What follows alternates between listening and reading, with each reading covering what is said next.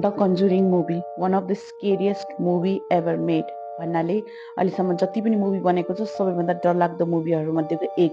जब यो movie release भएको थियो थिएटरहरूमा धेरै मान्छेहरू यो मुभीहरू यति डरलाग्दो भएको हुनाले कम्प्लिट गर्न नसकेर थिएटरहरू छोडेर गएका थिए। कतिजनालाई त हार्ट एट्याक पनि आएको थियो भन्छन् यो मुभी हेर्दाखेरि, त्यति डरलाग्दो। अनि यो मुभी बेस्ड छ real life story of parent family.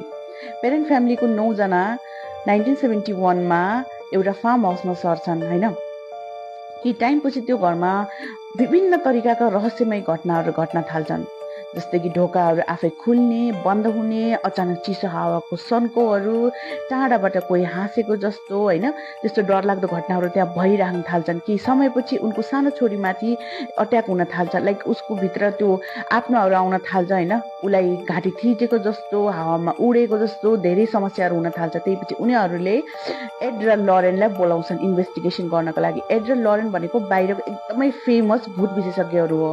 जब उनीहरू त्यो घरमा प्रवेश गर्छन्, उनीहरूले जब त्यो आत्माहरूसँग कुरा गर्छन् तब उनीहरूलाई थाहा हुन्छ कि त्यो घरमा एउटा बेत्सेबा नामको आत्मा छ, एउटा महिलाको आत्मा, जसले आफू जिउँदो हुँदाखेरि चाहिँ धेरै बच्चाहरूको बलि दिएको थियो आफू शक्तिशाली हुनको लागि।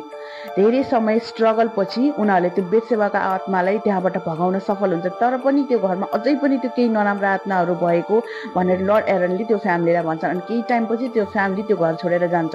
एड र लरेनको त्यो घरमा भएको एक्सपिरियन्सहरू, त्यो घरमा के कुराहरू भएको थियो, पेरेन्ट फ्यामिलीको साथ के भयो, त्यो सबै कुराहरूलाई लिएर चाहिँ द कन्जरिङ मुभी बनाइएको छ। यदि तपाईँहरूको मन एकदम स्ट्रङ छ र डर लाग्दैन भने तपाईँ यो मुभी हेर्न सक्नुहुन्छ। बाई।